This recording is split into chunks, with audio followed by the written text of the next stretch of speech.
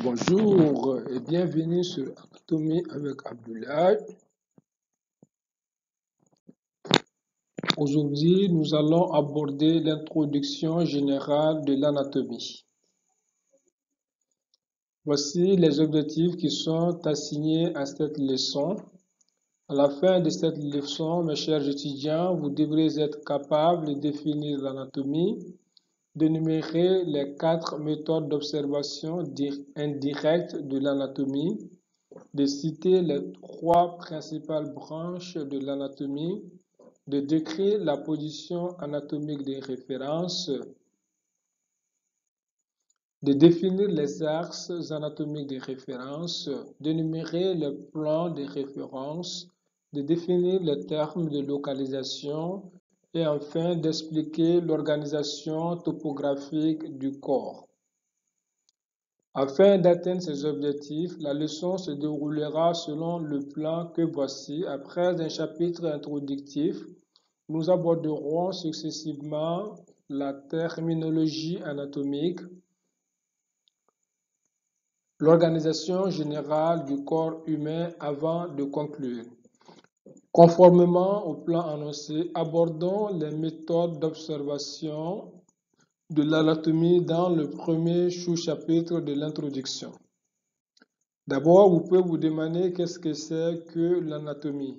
Selon Pierre Caminant, un des grands anatomistes français, l'anatomie est la science des structures organisées du corps humain. Nous retenons que l'anatomie est la science des structures organisées du corps humain. Quelles sont les méthodes d'étude? D'abord, nous avons les méthodes d'observation directe. Ces méthodes d'observation directe sont l'inspection, la palpation, la percussion et l'auscultation, etc. Voici comment se passe l'inspection en médecine. Ici, vous voyez cette dame, elle est médecin. Elle est en train d'inspecter la bouche d'un patient. Donc, c'est le premier temps de l'examen clinique qui consiste simplement pour le médecin à observer le patient.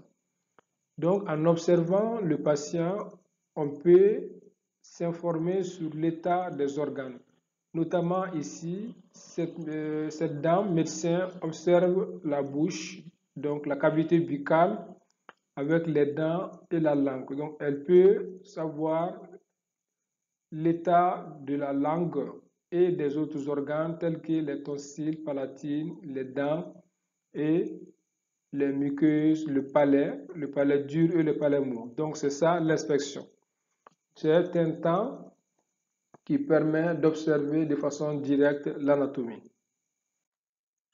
Le deuxième temps de l'examen ou d'observation de l'anatomie, c'est la palpation. Ici, vous voyez un médecin qui est en train de réaliser la palpation chez un malade couché en décubitus dorsal.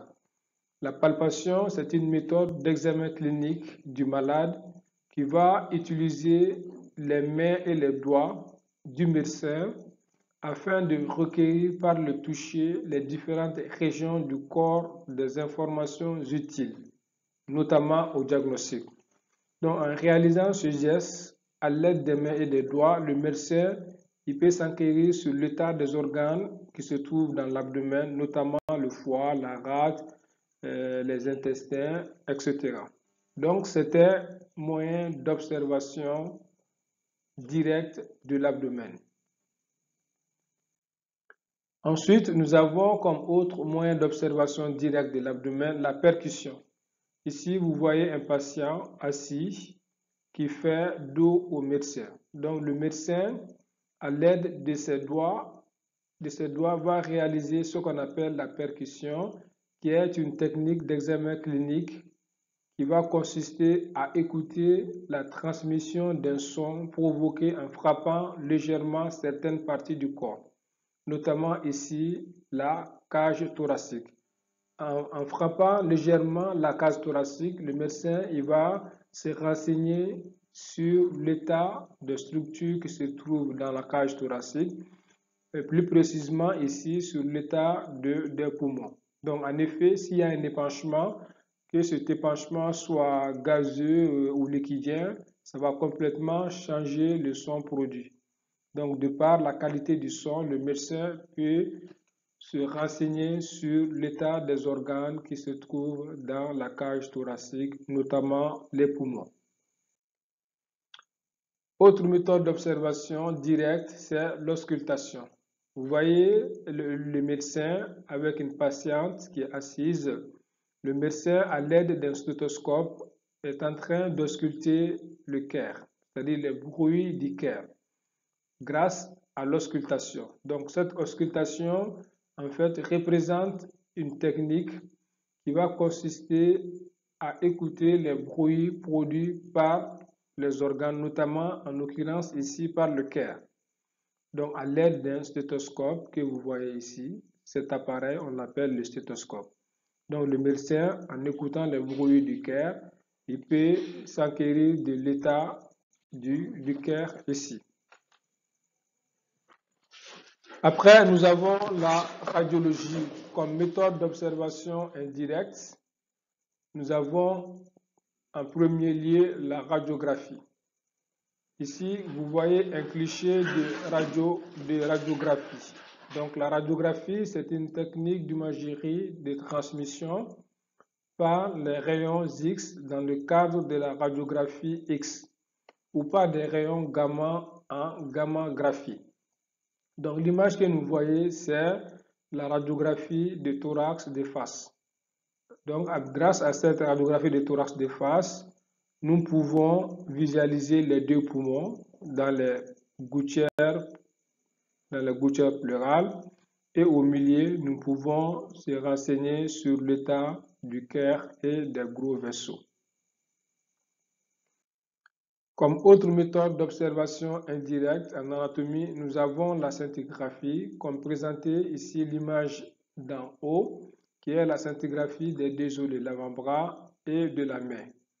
Cet examen, appelé la scintigraphie, est une méthode d'imagerie médicale de médecine nucléaire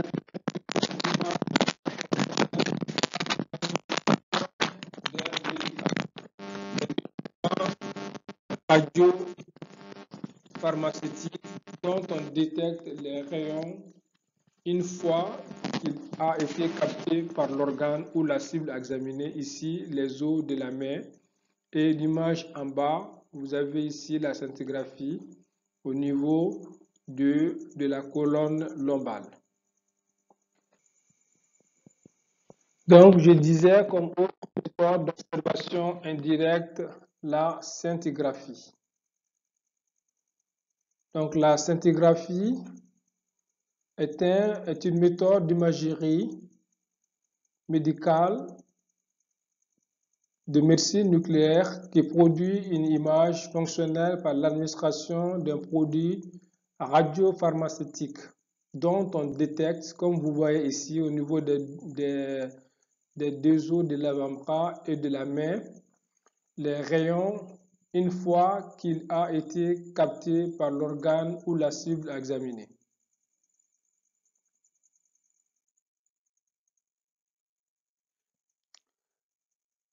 Toujours comme méthode d'observation indirecte, nous avons l'échographie.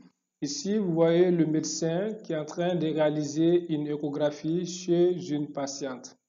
L'échographie, c'est une technique d'imagerie qui va employer des ultrasons. Donc, vous voyez ici l'image en bas, c'est l'image échographique d'un fœtus qui est en croissance dans l'utérus de sa maman. Donc, toujours comme méthode d'observation indirecte, nous avons l'imagerie par résonance magnétique, qu'on abrège par IRM.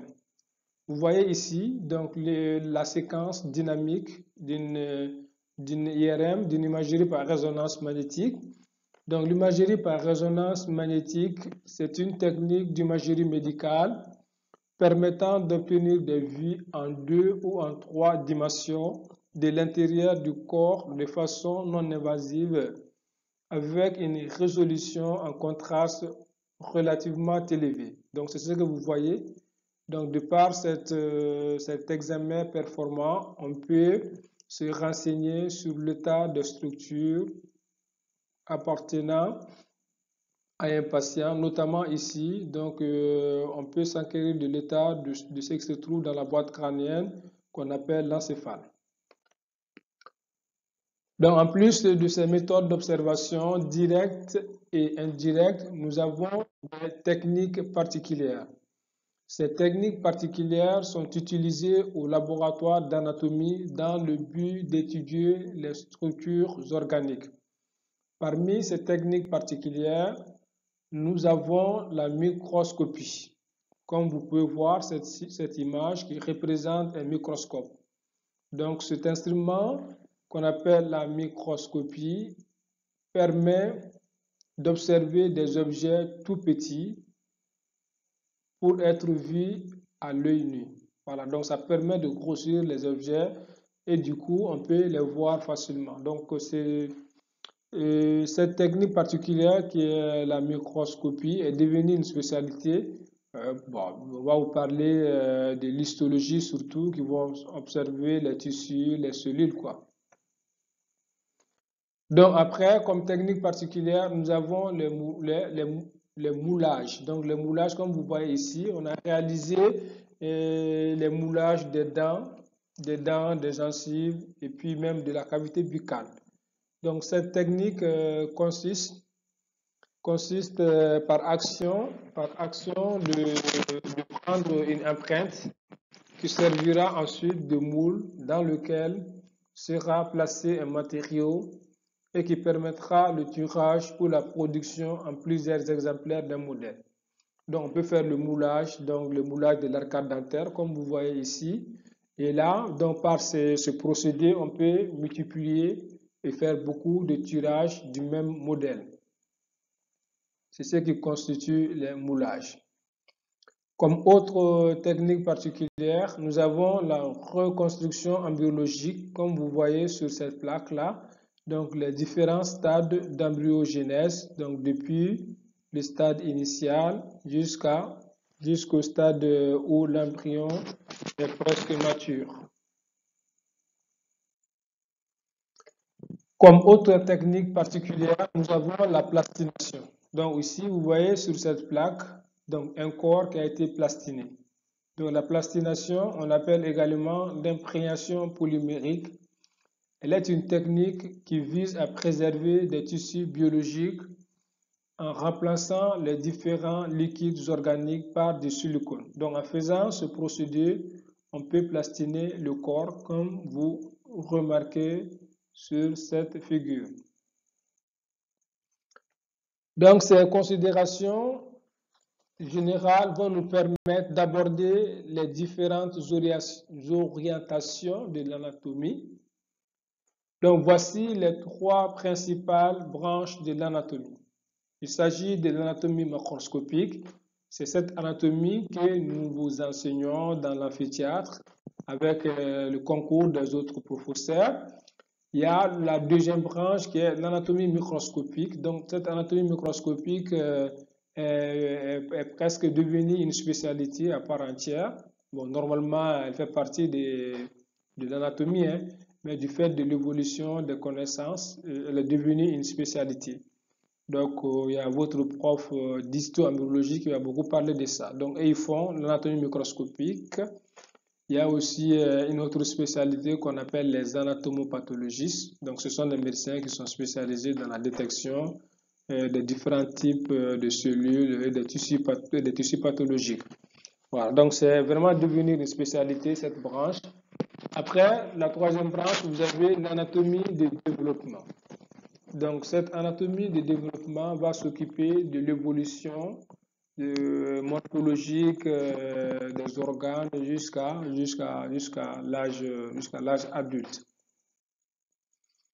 Donc, après le chapitre introductif, nous allons à présent parler de la terminologie anatomique, en commençant par la nomenclature anatomique. Vous savez, d'abord, je vais vous expliquer qu'est-ce que c'est que la nomenclature. Donc la nomenclature est l'ensemble des noms donnés aux structures. À la fin du 19e siècle, il y avait plus de 50 000 termes anatomiques qui étaient utilisés pour désigner les 5000 structures fondamentales de l'organisme. Donc vous comprenez que ce n'était pas du tout facile, juste 5000 structures anatomiques avec plus de 50 000 termes anatomiques. Cela rendait difficile la compréhension de l'anatomie. Du coup, afin d'harmoniser les noms des structures anatomiques et afin de faciliter la communication et l'enseignement, la Commission fédérative de terminologie réunie en 1959 à Paris a établi une nomenclature internationale dénommée la Terminologia Anatomica ou la Nomina Anatomica. Cette nomenclature est d'origine latine, ou cette nomenclature est latine et elle est franchie de tous les noms propres. Cela a grandement facilité la compréhension de l'anatomie. Selon Pierre Camina, il y a 4 principes essentiels à retenir dans la terminologie anatomique. Le premier principe est que le nom attribué à une structure anatomique doit avoir un repère ou doit constituer un repère pour la mémoire. C'est-à-dire que le nom doit avoir une valeur informative et descriptive. Par exemple, si je vous dis le muscle long fléchisseur de pouce, bon, je sais que vous n'avez jamais encore fait la myologie, mais de par ce nom, vous pouvez décomposer afin d'avoir une valeur informative et descriptive. On prend cet exemple, muscle long fléchisseur de pouce. Donc, si on vous demande qu'est-ce que c'est, vous pouvez dire d'abord, 1, vous savez que c'est un muscle. 2, vous savez que c'est un muscle qui est long.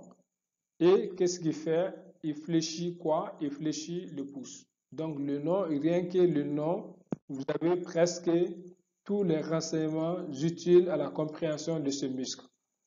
Un autre exemple, c'est le muscle fléchisseur radial du carpe. Donc, quand on va vous demander qu'est-ce que c'est, vous savez que 1, c'est un muscle. Et qu'est-ce qu'il fait? Il fléchit quoi? Il fléchit les carpes. Donc, en s'insérant sur un os qui est le radius. Donc, le muscle fléchisseur radial du carpe. Le troisième exemple, pour illustrer ce premier point essentiel de la terminologie anatomique, c'est le foramen interventriculaire.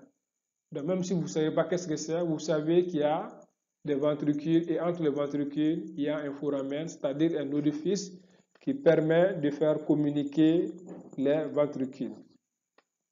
Le deuxième point essentiel de la terminologie anatomique, selon Pierre Camina, c'est la suppression de tous les éponymes. Les éponymes, c'est quoi? Ce sont les noms propres qu'on attribuait aux structures anatomiques. Et vous savez, les noms propres varient d'un pays à l'autre. Si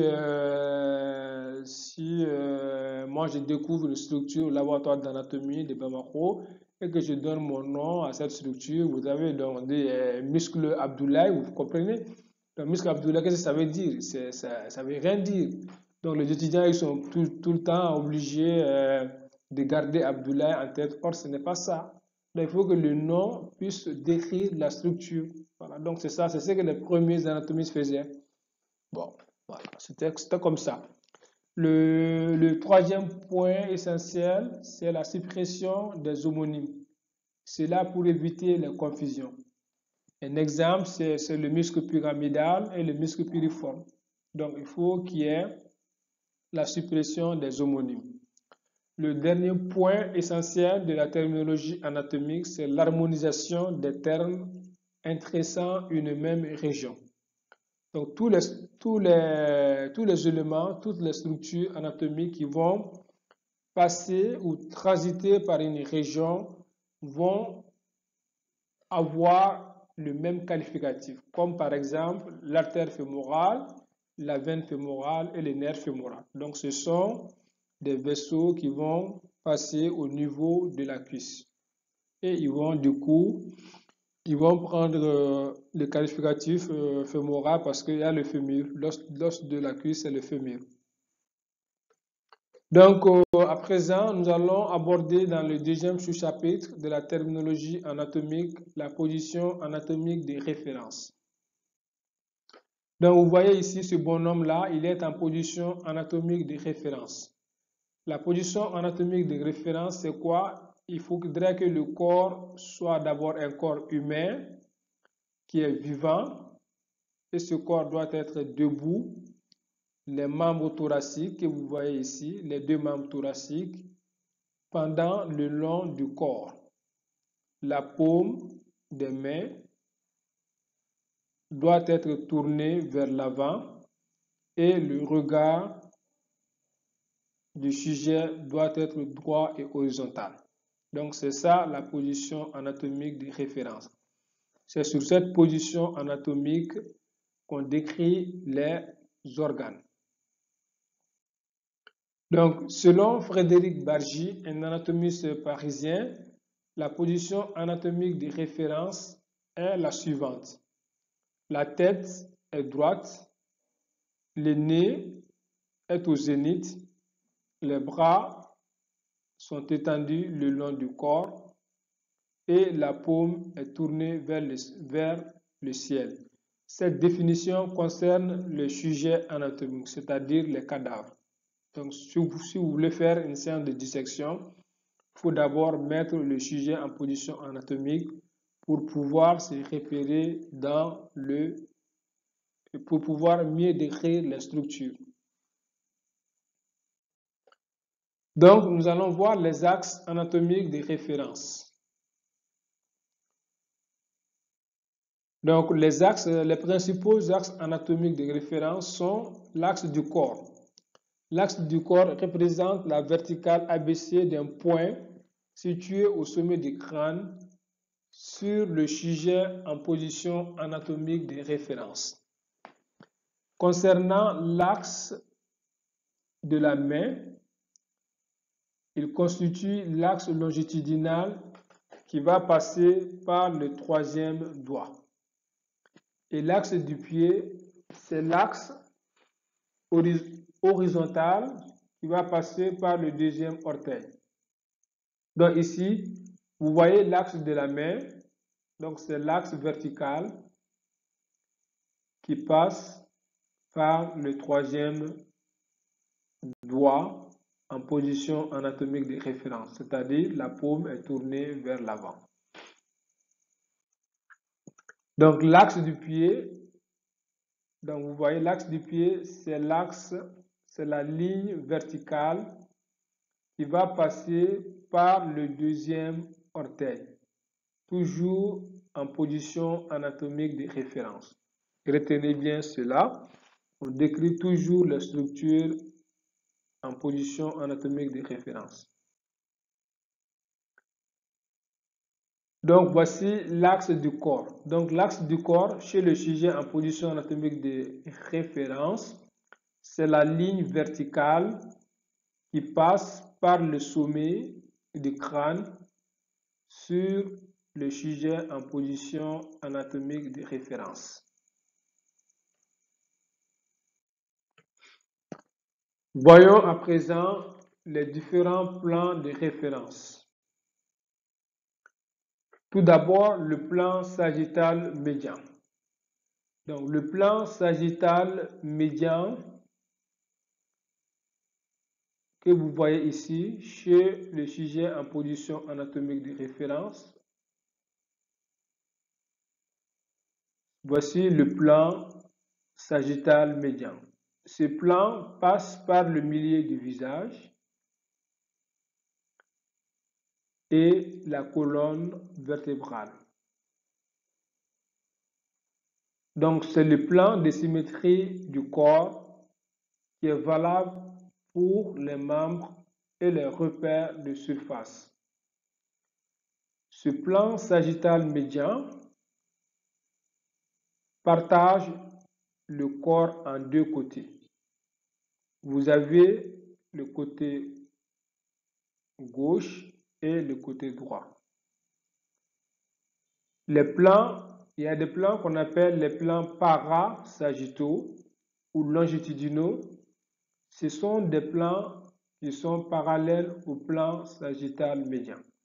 Tous les autres plans qui passent ou qui divisent le corps en deux côtés, droit et gauche, et qui sont parallèles au plan sagittal médian, constituent ce qu'on appelle les plans parasagittaux ou des plans longitudinaux. Ensuite, nous avons le deuxième plan de référence qui est le plan frontal. Donc, le plan frontal, c'est là, ici, c'est le plan frontal. Donc, le plan frontal est aussi appelé le plan coronal. Donc, c'est ce plan-là qui est perpendiculaire au plan sagittal, et vous voyez ici qu'on a décrit. Ce plan passe par l'axe du corps. Donc, il va passer par l'axe du corps, et ce plan définit deux faces, la face ventrale et la face dorsale. Donc la face ventrale qui fait référence au ventre et la face dorsale ou postérieure qui fait référence au dos. Le troisième plan, c'est le plan transversal. Donc le plan transversal, vous le voyez là, représenté par cette trait-là. Donc ce plan transversal est encore appelé le plan horizontal. Comme vous pouvez remarquer cela sur cette figure, ce plan il est perpendiculaire au plan sagittal et au plan frontal. Donc retenez bien cela, le plan transversal ou horizontal est perpendiculaire aux deux plans, le plan sagittal et le plan frontal. Il coupe transversalement le corps. Vous voyez? Donc, maintenant, voyons quelques termes de localisation. Donc, les termes de localisation, ce sont des termes qui définissent et qui situent un élément anatomique par rapport à un autre. Donc, comme premier groupe de termes de localisation, nous avons le terme axial et abaxial. Le terme axial, on utilise pour situer, le terme axial va situer, en fait, donc situe un organe qui est situé sur l'axe du corps que je vous ai montré sur les figures précédentes. S'il y a une partie de l'organe qui se trouve sur l'axe, sur cet axe de symétrie du corps, on va appeler cette partie axiale. Et le terme abaxial est utilisé pour situer en dehors de l'axe du corps. Donc, si vous avez un organe qui est situé en dehors de l'axe du corps, donc une partie de l'organe qui est située en dehors de l'axe du corps, on va appeler cette partie abaxiale par rapport à la partie axiale. Après, nous avons des termes de localisation comme interne et externe. Le terme interne est utilisé pour désigner un organe qui regarde ou une partie de l'organe qui regarde à l'intérieur d'une cavité ou d'un viscère, ou quand elle est plus près du centre d'un organe. En revanche, le terme externe est utilisé lorsque un organe ou une partie d'un organe regarde vers l'extérieur d'une cavité ou d'un viscère, ou lorsque cette partie est plus loin du centre d'un organe. Donc, ensuite, nous avons deux autres termes de localisation qui sont crânial et caudal. Ces deux termes, crânial et caudal, s'utilisent normalement dans l'étude anatomique du tronc. Si un organe est situé dans le tronc et qu'on veut préciser ces différentes parties, on doit utiliser ces deux termes-là, crânial et caudal. Par exemple, ici, vous voyez le système cardio-circulatoire avec les deux reins. On va utiliser le terme crânial. Ici, quand on prend l'exemple sur le rein, vous voyez, il y a deux pôles. Il y a le pôle qui est là, qui est proche du sommet du thorax, et un pôle en bas qui est proche de la queue. Donc, le sommet qui est plus proche de l'extrémité supérieure du tronc, on va le nommer, voici le pôle crânial du rein. Et ce pôle-là, ou cette extrémité-là, qui est près de l'extrémité inférieure du tronc, on le nomme le pôle caudal.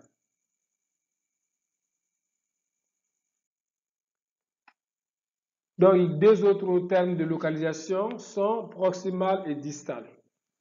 Ces deux termes de localisation, proximal et distal, s'utilisent avec les membres. Ici, vous avez une vue ventrale de l'ensemble des distants ciseaux de l'organisme. Donc, si vous voulez désigner une partie de chacun de ces os, surtout au niveau des membres, voici le membre thoracique droit, le membre thoracique gauche et les deux membres pelviens. Si vous voulez utiliser une partie, vous voulez dire que cette partie est plus proche de la racine du membre. Donc, vous nommez, par exemple, cet os-là, on appelle l'humérus. Donc, la partie qui est là, qui est proche de la racine du membre, est la partie proximale. On va dire l'extrémité proximale de l'humérus. Et cette partie qui est loin de la racine, voici la racine du membre, qui est loin de la racine, constitue ce qu'on appelle l'extrémité distale. Donc, ce sont les deux termes que le prof doit normalement utiliser lorsqu'il procède à la description des os des membres. Donc, deux autres termes de localisation, il s'agit de médial et de latéral. Donc, toujours quand on prend l'exemple sur les reins, donc vous voyez les deux reins, le rein droit et le rein gauche, avec le cœur, l'aorte, la plus grosse artère de l'organisme. Si vous voulez préciser quel est le bord qui est le plus proche du plan sagittal, donc vous utilisez le terme médial et latéral. Donc le bord qui est situé plus près du plan sagittal constitue ce qu'on appelle le bord médial. En revanche, le bord qui est loin, qui est situé plus loin du plan sagittal, comme par exemple ici, on appelle le bord latéral du rein droit. C'est très important de comprendre cette terminologie parce que s'il y a une pathologie là, vous voyez, s'il y a une pathologie à ce niveau, je vais prendre une couleur là, donc celui qui va faire un examen pour vous décrire, il va dire qu'il a noté une anomalie au niveau du bord latéral du rein droit. Donc du coup, ça oriente grandement le chirurgien. Voilà, c'est très important de retenir ce terme de localisation. Donc nous avons deux autres termes de localisation qui sont antérieurs ou ventral, dorsal ou postérieur. Donc tout d'abord le terme antérieur ou ventral. Donc le terme antérieur ou ventral situe un élément anatomique, ça veut dire qu'un élément anatomique est situé près de la paroi ventrale. Donc on va utiliser le terme antérieur précisément dans l'étude anatomique descriptive de la tête, des membres, de la moelle, une partie du système nerveux central. Au niveau, il faudrait retenir qu'au niveau de la tête, on préfère plutôt le terme rostral qu'au terme antérieur. Mais bien sûr, on peut utiliser le terme antérieur, mais si vous voulez être plus académique, vous utilisez le terme rostral lorsque vous voulez décrire une structure dans la boîte crânienne. Le terme ventral est essentiellement utilisé pour l'étude du tronc. Comme nous avons vu pour l'exemple des reins, il y a une face qui est tournée vers l'abdomen, donc cette face va constituer la face ventrale des reins. Donc l'autre terme, c'est le terme postérieur ou dorsal. Donc terme postérieur ou dorsal qui veut dire la partie ou le côté situé près de la paroi dorsale. Mais quand on est au niveau de la main, on préfère le terme palmaire, ou au niveau de la main, le terme palmaire, on va utiliser antérieur, donc pour désigner la face palmaire, et le dos de la main va constituer la face postérieure. Au niveau de la main, il y a le terme palmaire qui désigne la face antérieure et le dos de la main qui désigne la face postérieure.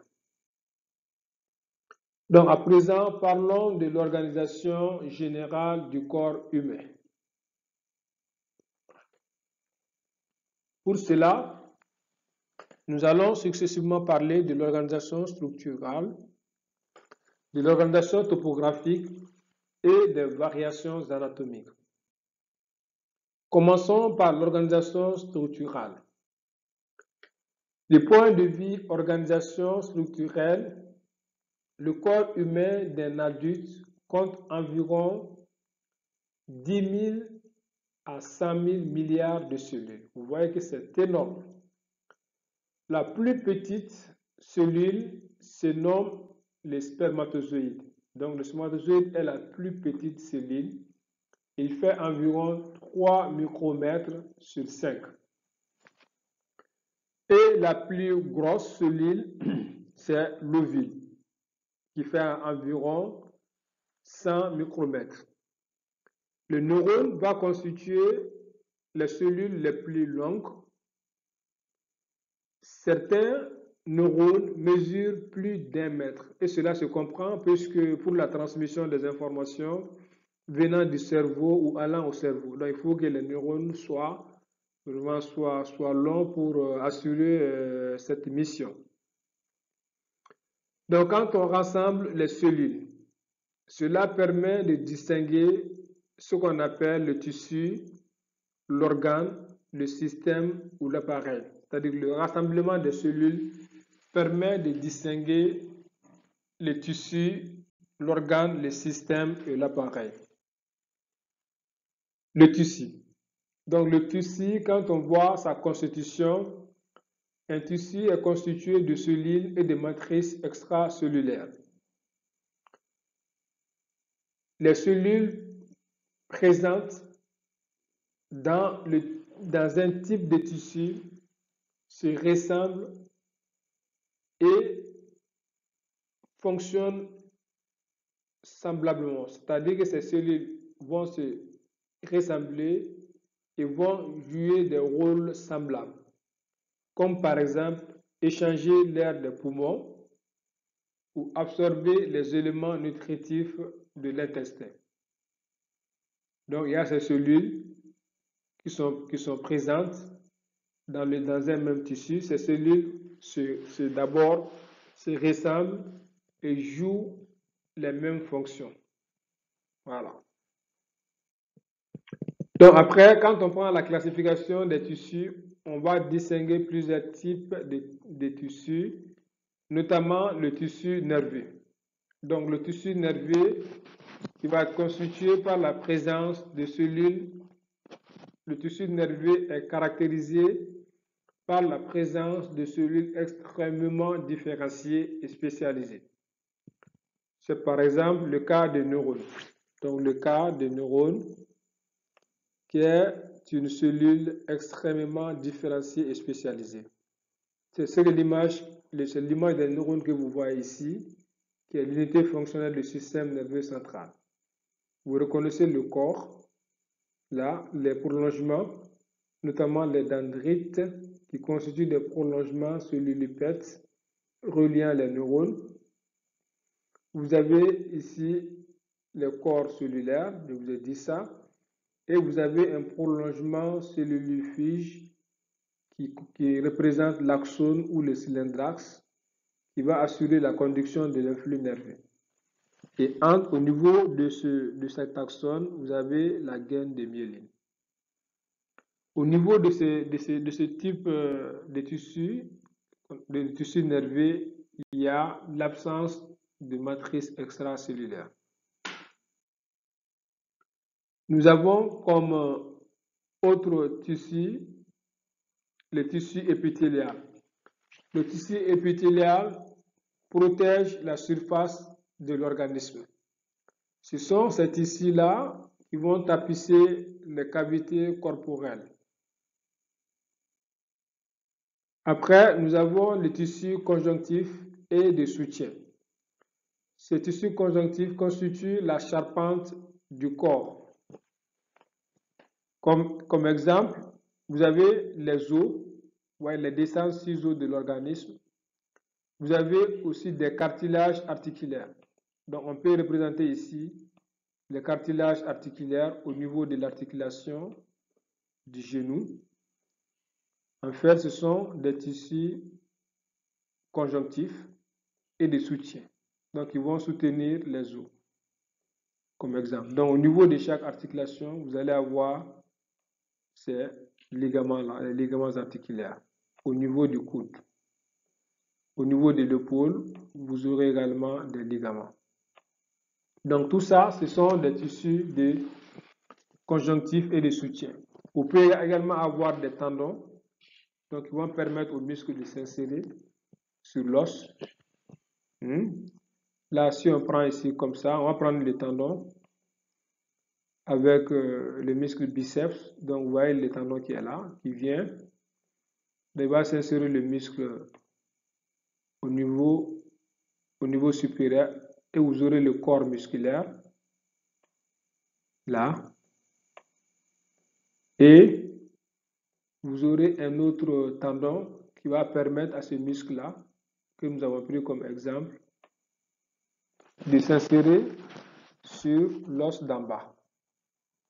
Donc, ces tendons-là vont jouer ce rôle-là. Donc, ce muscle-là, que nous avons pris comme exemple, il va s'insérer ici, sur un os qu'on appelle la tubérosité radiale. Donc, ce sont des tissus, comme leur nom l'indique, ils vont jouer un rôle de soutien. Donc, après, nous avons les tissus musculaires. Donc, les tissus musculaires sont des tissus qui sont dotés de contractilité et qui vont présenter de petites quantités de matrices extracellulaires. Ces tissus assurent le mouvement du corps et des organes. Comme par exemple, on a le muscle squelettique. Le muscle squelettique que je vous ai montré un exemple, le biceps brachial que je vous ai dessiné sur le squelette. Vous avez le muscle cardiaque et les parois vasculaires. Donc ici, vous avez un exemple de muscle qui est un muscle digastrique avec deux ventres. Et entre les deux ventres, vous avez les tendons qui constituent un tissu de soutien et un tissu conjonctif. Donc, par rapport au tissu, quelles sont les origines des tissus?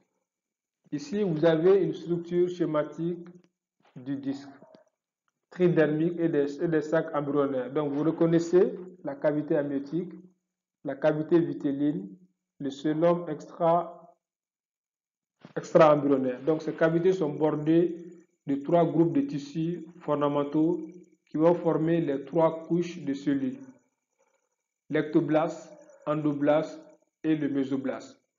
C'est l'ectoblaste qui va donner naissance au système nerveux central, à l'épiderme, aux mélanocytes, aux phanères, aux glandes cutanées, aux glandes mammaires, à l'émail de la dent, aux cristallins de l'œil, aux glandes médullo-surrénales de l'hypophyse antérieure ou l'adéno-hypophyse. Donc, cette première couche de cellules qu'on appelle l'ectoblaste va donner naissance à beaucoup d'organes. Donc, par rapport à l'entoblaste, là, donc l'entoblaste va donner naissance à ce qu'on appelle l'épithélium des appareils respiratoires, digestifs, urinaires et génitales. Donc, la troisième couche de cellules qui est le mésoblaste, là à ce niveau, le mésoblaste, lui, va donner naissance aux muscles squelettiques, à la dentine, au derme, aux séreuses, à l'appareil circulatoire, notamment la rate, au cortico-surrénal et au système urogénital. Donc, nous allons parler maintenant après les tissus de l'organe. Donc, l'organe en anatomie représente l'ensemble des tissus variés, organisés dans le but de remplir une fonction spécifique. Comme exemple, nous avons ici le cerveau. Il s'agit d'une vue latérale droite du cerveau qui constitue un organe. Comme autre exemple d'organe, nous avons le cœur. Nous avons comme exemple les reins droits et les reins gauches. Maintenant, par rapport au système anatomique. Le système anatomique représente l'organisation de plusieurs structures morphologiques entre elles pour assumer une ou plusieurs fonctions. Au sein de l'organisme, on distingue une dizaine de systèmes. Comme exemple ici, nous avons le système nerveux central représenté par l'encéphale dans la boîte crânienne. Donc l'encéphale dans la boîte crânienne et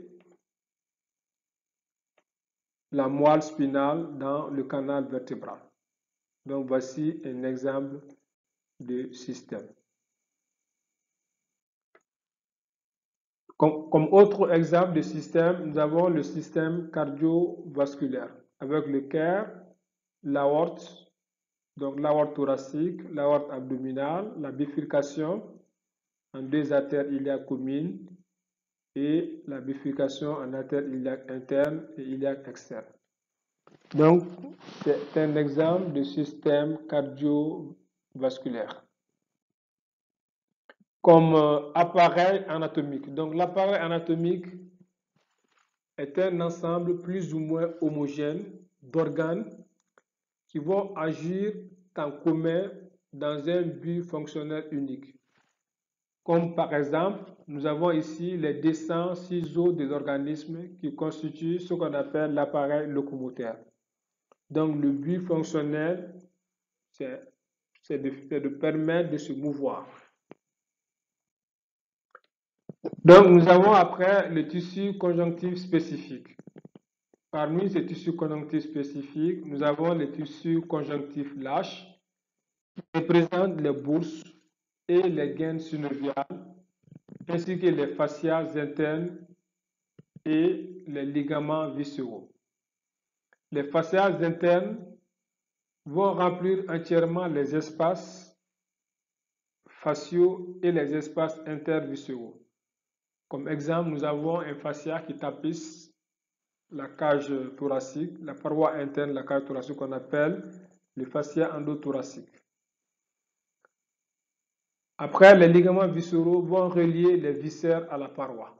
Donc, il y a les ligaments qui vont relier les viscères à la paroi. Si nous faisons comme ça, là, on va dessiner le tronc. Vous voyez, le tronc, il est là. Donc, dans le tronc, on va dessiner juste là, ici, une portion de l'intestin grêle, c'est-à-dire que le côlon avec l'appendice, là. Donc, vous allez avoir ici qu'on appelle les ligaments. En fait, c'est un terme impropre parce qu'on tombe dans la cavité abdominale. Et vous allez avoir un ligament qui va relier cette portion du côlon à la paroi. Donc, on va parler des ligaments pariétocoliques. Donc, après, nous avons les tissus conjonctifs denses qui sont plus solides que les tissus conjonctifs lâches. Ce tissu conjonctif dense comprend les fascias profonds et les fascias viscéraux, ainsi que les ligaments squelettiques, les tendons et les aponevroses. Les fascias profonds représentent une lame fibreuse qui se trouve sous les fascias superficiels. Et les fascias viscérales constituent, en fait, c'est l'adventice des viscères, donc la couche qui va recouvrir la paroi la plus externe des viscères, n'ayant pas de séreuse, comme par exemple le fascia vaginal. Donc, nous allons parler maintenant des organisations topographiques. Le corps humain comprend 4 parties. Vous voyez là la tête,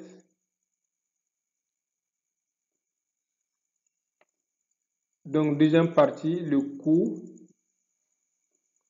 Ensuite, vous avez le tronc,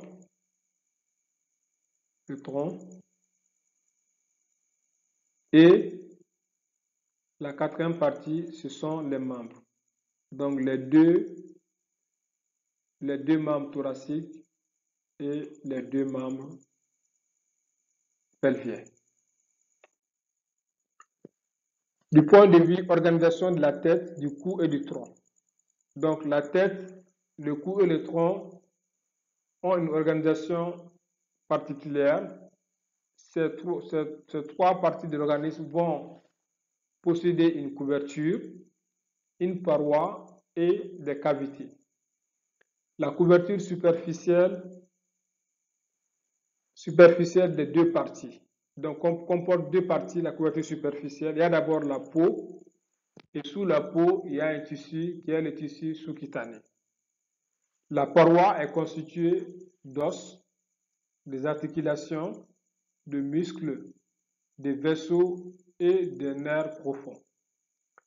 L'ensemble, couverture superficielle et paroi, délimite des cavités.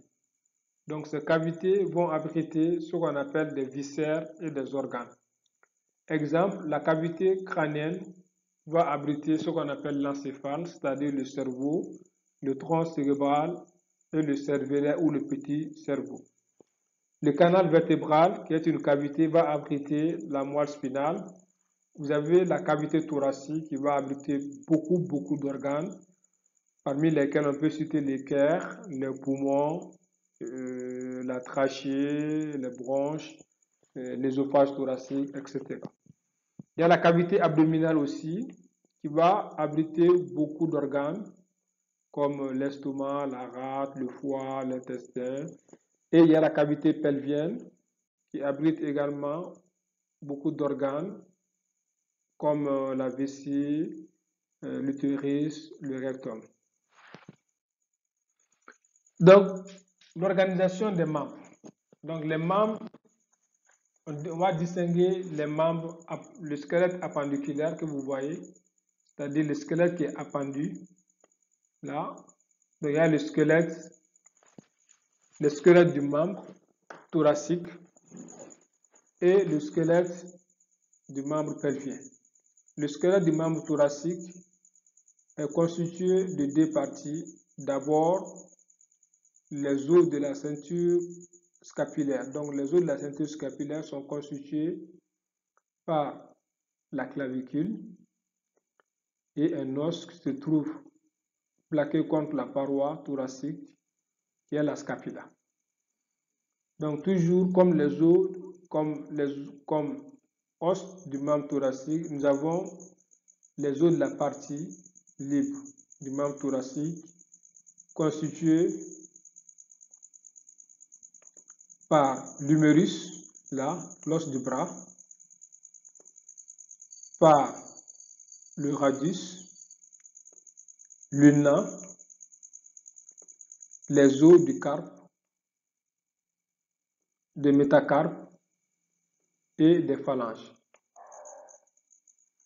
Donc au niveau du membre pelvien, là, les os du membre pelvien, vous avez également les os de la ceinture scapulaire, ici, les os de la ceinture pelvienne, pardon, constitués par les 2 os coxaux. Donc l'os qui est là, c'est l'os coxal. Donc vous avez les 2 os coxaux qui vont former les bassins. Donc ça, c'est la subdivision des os du membre pelvien. D'abord, vous avez les os de la ceinture pelvienne constitués par ces 2 os-là, les 2 os coxaux.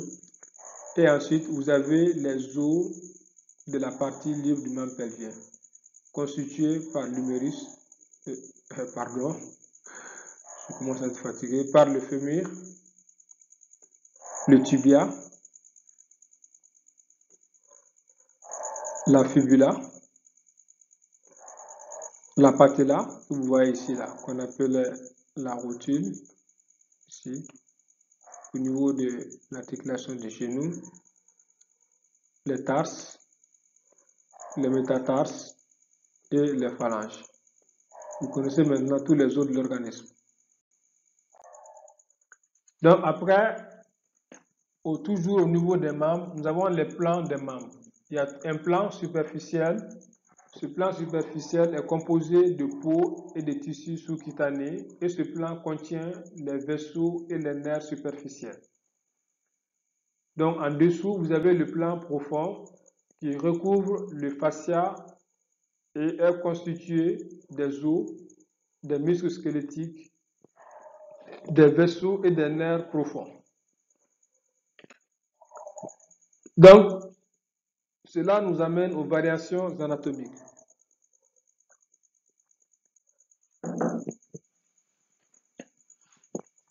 On parle là d'anatomie normale. Donc, l'anatomie normale, c'est celle que nous vous enseignons. Cette anatomie normale ne décrit que les positions habituelles. L'anatomie qui est enseignée, qu'on vous enseigne, qui est dite anatomie normale, représente 30 à 75% des cas. On va dire que c'est de l'anatomie modale.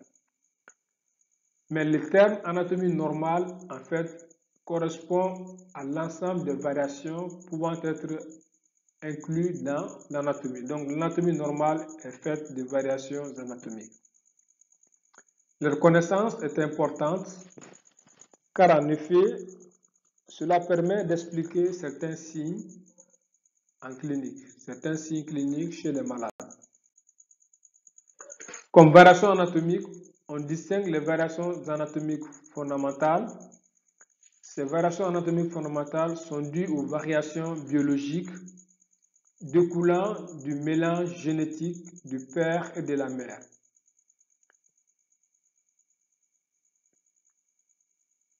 Elles sont infinies et font de chaque homme un être unique. À côté de ces variations anatomiques fondamentales, nous avons les variations anatomiques communes. Celles-ci découlent avant tout de différences morphologiques. Exemple, on peut avoir une absence de certains organes ou des organes multiples. En résumé, nous retenons que l'anatomie est la science des structures organisées du corps humain.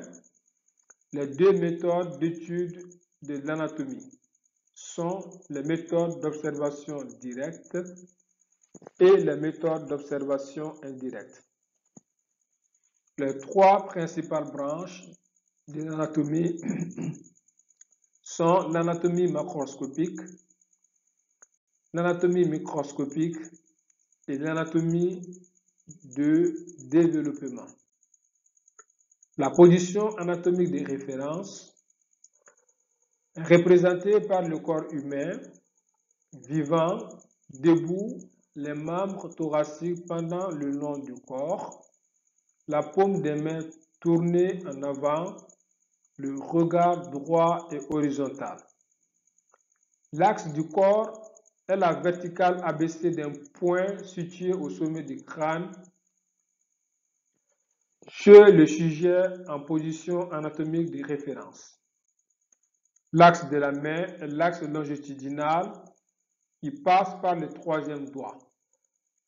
L'axe du pied est l'axe vertical qui passe par le deuxième orteil. Les trois plans fondamentaux sont les plans sagittaux, les plans frontaux et les plans horizontaux. Le corps humain est divisé en 4 parties, la tête, le cou, le tronc et les membres. Pour conclure, l'anatomie constitue un prérequis indispensable à l'ensemble, notamment ce cours portant sur l'introduction.